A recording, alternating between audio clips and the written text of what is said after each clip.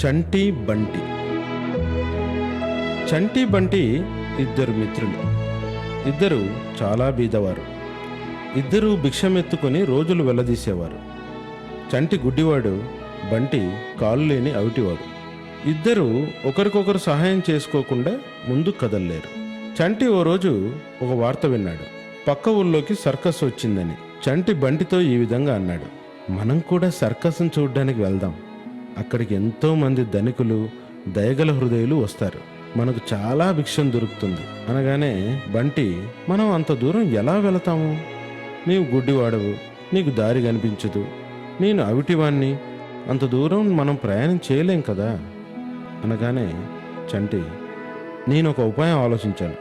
నేను గుడ్డివాణ్ణే, కానీ నేను చాలా దూరం వరకు నడిచి వెళ్ళగలను.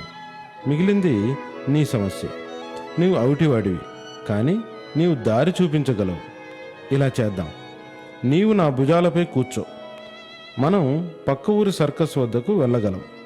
నీవు కేవలం దారి చూపిస్తే సరి.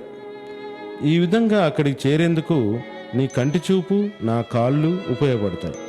ఎలా ఉంది అనడంతో బంటి కూడా ఒప్పుకొని ఈ విధంగా ఇద్దరు మిత్రులు పక్క ఊరి సర్కస్ను చేరుకొని అక్కడ చాలా సంతోషంగా గడిపారు.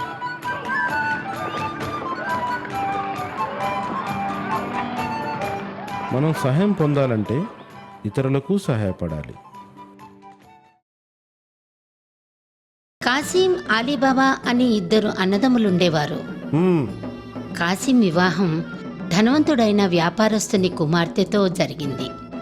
అందువల్ల అతని ఆర్థిక పరిస్థితి బాగుండేది. కానీ